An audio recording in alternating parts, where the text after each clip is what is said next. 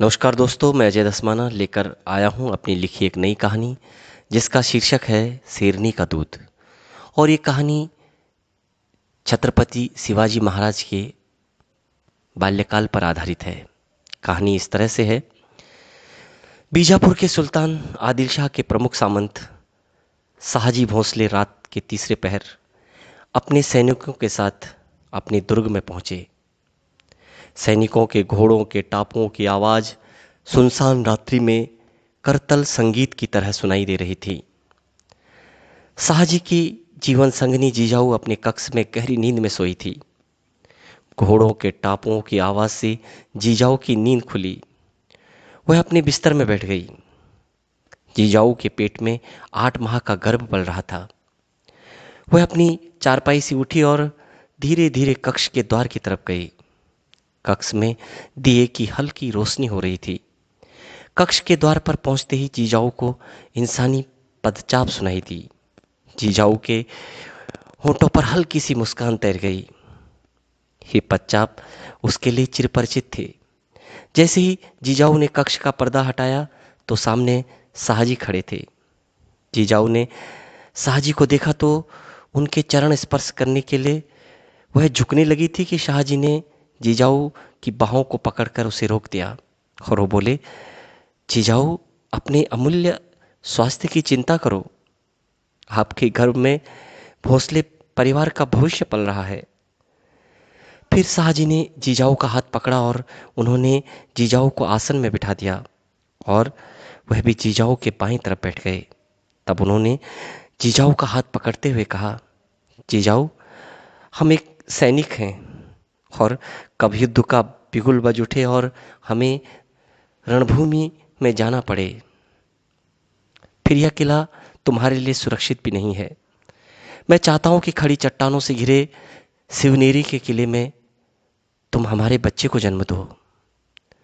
शाहजी की बात सुनकर जीजाऊ के होठों पर मुस्कान तैरने लगी और वो शाहजी से बोली, आप जैसे योद्धा की स्मृति ही सैकड़ों मील दूर इंसान को सुरक्षित कर देती है, पर जब आप कह रहे हो तो शिवनेरी का किला अधिक सुरक्षित है तो मेरा विश्वास दृढ़ हो रहा है। फिर शाहजी अपने आसन से उठ गए और अपने दोनों हाथों को अपनी कमर पर बांधते हुए वह कक्ष में टहलने लगे और जीजाऊ से बोले, ठीक है, कल प्रातःकाल हम लोग शिवनेरी के लिए प्रस्थान करेंगे। इतना कहकर शाहजी जीजाऊ के कक्ष से बाहर आकर अपने कक्ष की तरफ चले गए। अगले दिन प्रातःकाल रंग बिरंगे सुगंधित फूलों से सजी पालकी में जीजाऊ बैठ गई। शाहजी घोड़े में सवार हो गए। शाहजी ने कहारों को पालकी उठाने का आदेश दिया। 1000 सैनिक और 2 दर्जन दासियों का काफिला शाहजी के नेतृत्व में शिवनेरी किले की तरफ निकल चला। माघ का महीना था। संध्या के समय शाहजी का काफिला शिवनेरी के किले के द्वार पर पहुंचा। खड़ी चट्टानों से घिरे शिवनेरी का किला शाहजी के शत्रुओं की पहुंच से बहुत दूर था। काफिले के लिए दुर्ग का मुख्य द्वार खोला गया। काफिले ने दुर्ग के अंदर प्रवेश किया। दुर्ग के अंदर बने शिव मंदिर के सामने शाहजी ने घोड़ा रोक दिया। सैनिकों को छावनी में जाने का आदेश दिया गया। जीजाऊ की मुख्य दासी को भी मंदिर में रुकने का आदेश मिला। कहारों ने अपने कांधे से पालकी को उतारकर बरगद के पेड़ के नीचे बने चबूतरे में रख दिया। सेवक घड़े में गुनगुना जल लेकर आया। शाहजी और जीजाऊ ने पंच स्नान किया और तब वे मंदिर के गर्भगृह में गए। पुरोहित ने उन दोनों को विधिवत शिव पूजन कराया। शिव पूजन समाप्त होने के बाद शाहजी और जीजाऊ मंदिर के प्रांगण में पहुंचे। जीजाऊ चबूतरे में बैठकर कुछ सोचने लगी। शाहजी जीजाऊ के नजदीक आए और जीजाऊ से बोले, क्या सोच रही हो जीजाऊ? जीजाऊ हल्के से मुस्कुराई और बोली, सोच रही हूं अगर हमारा पुत्र हुआ तो उसका नाम शिवा रखेंगे। तब शाहजी ने हामी में सिर हिलाया। फिर जीजाऊ ने अपनी बात को आगे बढ़ाते हुए कहा, जिस तरह से शिव महाकाल हैं उसी तरह से हमारा शिवा अन्याय व अत्याचार करने वालों के लिए काल बनेगा। देखना, हमारा शिवा फिर से धर्म की स्थापना करेगा। वह लोगों को स्वराज का सपना दिखाकर क्रांति करेगा। एक दिन मेरा शिवा स्वराज लाएगा। इतना कहते कहते जीजाऊ की भ्रुकुटियां तन गई। उनकी आंखों से जैसे अंगारे बरस रहे थे। उनकी हथेलियां पसीने से गीली हो गई। जीजाऊ की बात सुनकर साहजी की आंखों में एक हल्की सी चमक उभरी। फिर उन्होंने जीजाऊ से पालकी में बैठने को कहा। कहारों ने पालकी उठाई। साहजी घोड़े में सवार हो गए। कुछ ही देर में पालकी जीजाऊ के कक्ष के बाहर रुकी। जीजाऊ और दासी कक्ष के अंदर चले गए और साहजी अपने कक्ष की तरफ चले गए। माघ का महीना धीरे धीरे बीतता जा रहा था। शिवनेरी के किले के चारों ओर पहाड़ियां हरियाली के इंतजार में थी। किले के उस पार जंगल में कभी हिरणों की चिहुक सुनाई देती तो कभी शेर की गर्जना। दुर्ग की मुंडेर पर अक्सर मोर बैठ जाती। चिड़ियों का कलरव गूंजता। इस सबके बीच जीजाऊ प्रातः काल ही जाग जाती और नित्यकर्म स्नान करने के बाद शिव मंदिर में पूजन करती और फिर जोर जोर से रामायण का पाठ करती। इसी तरह दिन बीतते गए। मन को पुलकित करने वाला फाल्गुन माह का आगमन होने वाला था कि एक रात जीजाऊ को प्रसव पीड़ा हुई और मध्यरात्रि तक उन्हें पुत्र रत्न की प्राप्ति हुई। जीजाऊ के पुत्र होने की खबर जैसे ही शिवनेरी के किले के लोगों तक पहुंची तो सब लोग प्रसन्नता में झूमने लगे। शाहजी बहुत प्रफुल्लित हुए। उन्होंने किले में विशेष भोजन बनाने का आदेश दिया। किले में ढोल व मृदंग बजने लगे। जीजाऊ ने अपने नवजात पुत्र को अपनी गोद में लिया और वह आंखें बूंदकर रामायण की चौपाइयां गाने लगी। प्रसव के बाद की पीड़ा को भूलकर वह रामायण की चौपाइयां गाने में डूब गई और नवजात भी शांत होकर रामायण की चौपाइयां सुनने लगा। उसी दिन शाम को शाहजी जीजाऊ से मिलने उनके कक्ष में आए। उस दिन के बाद जीजाऊ नवजात पुत्र को कभी पालने में लिटाकर पालना झुलाती और लोरी गाती और कभी मातृभूमि की वंदना सुनाती। इसी तरह नवजात के नामकरण के दिन के लिए भव्य उत्सव की तैयारी जोर शोर से होने लगी।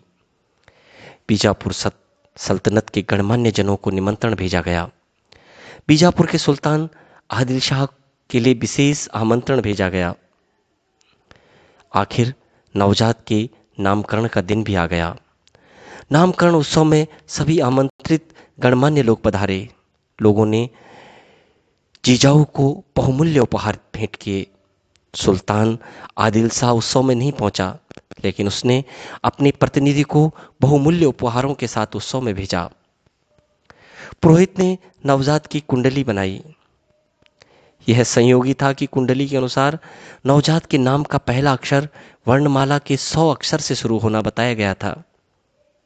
जीजाऊ भी तो यही चाहती थी। उनके मुंह से निकला शिवा और नवजात का नाम रखा गया शिवाजी भोंसले। नामकरण की समाप्ति के बाद सभी अतिथियों ने शाहजी से विदा ली। शाहजी ने सभी अतिथियों को बहुमूल्य उपहार देकर विदा किया। जीजाऊ शिवा के लालन पालन में जुट गई।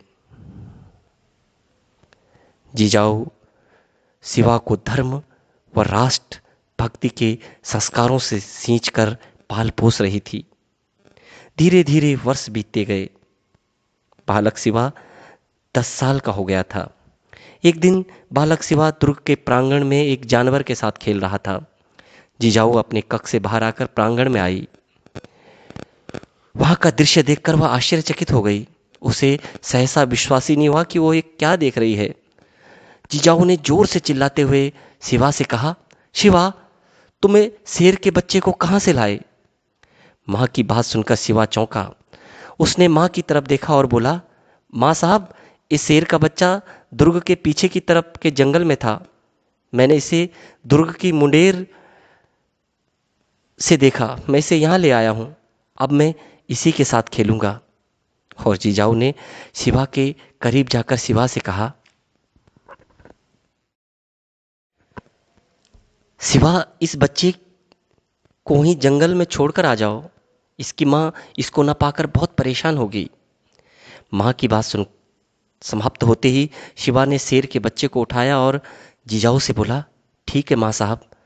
और वो उस शेर के बच्चे को जंगल की तरफ छोड़ने चला गया और कुछ ही देर में शेर के बच्चे को उसकी माँ के पास छोड़कर शिवा दुर्ग में वापस लौट आया। जीजाऊ बहुत खुश थी। वह शिवा का लालन पालन सही तरीके से कर रही थी। एक दिन जीजाऊ ने शिवा के साहस व सूझबूझ की परीक्षा लेने की सोची। वह सुबह से ही बिस्तर पर लेटी रही व कराह रही थी। बालक शिवा से माँ की हालत देखी नहीं गई। वो माँ के नजदीक गया और माँ से बोला, माँ साहब आपको क्या हो गया है? आप क्यों करा रहे हैं? माँ जीजाऊ ने अपनी पलकें खोली और वो शिवा से बोली, शिवा मेरा स्वास्थ्य ठीक नहीं है। तभी शिवा ने तपाक से कहा, माँ साहब वैद्य जी को बुला लाऊं? और जीजाऊ ने शिवा के सिर पर हाथ फेरते हुए कहा, शिवा वैद्य जी ने ही बताया कि मेरा स्वास्थ्य तभी ठीक होगा जब मैं 2 बूंद शेरनी का दूध पी लूं। पर तभी शिवा ने तपाक से कहा, पर क्या माँ साहब? और जीजाऊ ने अपनी पलक बंद करते हुए कहा, ऐसा कौन सा योद्धा होगा शिवा जो मेरे लिए जंगल से शेरनी का दूध लेकर आएगा? माँ ने अपनी बात समाप्त की और शिवा के चेहरे पर दृढ़ता उभर गई। शिवा ने दृढ़ता से माँ से कहा, माँ साहब मैं लाऊंगा जंगल से आपके लिए शेरनी का दूध। और अगले दिन प्रातःकाल शिवा अपनी कमर में कटार बांधकर दुर्ग के पीछे की तरफ वाले जंगल में शेरनी का दूध लेने चला गया। जंगल में कुछ दूर जाने के बाद शिवा ने देखा कि पहाड़ी से गिर रहे झरने के नजदीक शेरनी अपने बच्चे के साथ खेल रही है। शेरनी का वही बच्चा था जिसे कुछ दिन पहले शिवा दुर्ग में ले आया था। शिवा जैसे ही शेरनी के नजदीक गया, शेरनी गुर्राई। शेरनी के बच्चे ने शिवा को देखते ही पहचान लिया और वह दौड़कर शिवा के सामने आया और शिवा के साथ खेलने लगा। शिवा सजगता से शेरनी के बच्चे के साथ खेलने लगा। शेरनी ने दोनों को खेलते देखा तो वह शांत होकर लेट गई। बहुत देर तक शिवा के साथ खेलने के बाद शेरनी के बच्चे को भूख लग गई और वह अपनी माँ के पास गया और दूध पीने लगा। शिवा भी वहां पहुंचा और अवसर मिलते ही उसने एक पात्र में शेरनी के थन से कुछ बूंदें दूध के निकाल ली। शेरनी का बच्चा दूध पीने में व्यस्त था और शिवा वहां से अपने दुर्ग की तरफ चला गया। उधर जीजाऊ को यह भनक लग गई थी कि शिवा जंगल की तरफ चला गया है, लेकिन वह आश्वस्त थी कि 10 वर्ष की उम्र होने के बावजूद शिवा साहसी व वीर है। उसे अस्त्रों का ज्ञान है और उसकी सूझबूझ बहुत अच्छी है। आखिर शिवा शेरनी का दूध लेकर दुर्ग में पहुंचा और उसने वह पात्र जिसमें शेरनी के दूध की कुछ बूंदें थी अपनी माँ की तरफ बढ़ाई। माँ जीजाऊ की आंखें खुशी से छलक गई। वो भावुक हो गई और उसने शिवा को गले लगाते हुए कहा, शिवा हमारी मातृभूमि भेड़ियों के चुंगल में फंसी है। ये भेड़िए हमारे धर्म, संस्कृति और आदर्शों को नोच नोच कर खा रहे हैं। इन धूर्त भेड़ियों का मुकाबला करने के लिए बल के साथ सूझबूझ की आवश्यकता भी है। मुझे विश्वास है मेरे शिवा तू स्वराज लाएगा। और उस समय बालक शिवा के चेहरे पर अपनी लक्ष्य प्राप्ति के लिए दृढ़ता झलक रही थी। दोस्तों ये कहानी समाप्त हुई। कहानी सुनने के लिए बहुत बहुत धन्यवाद।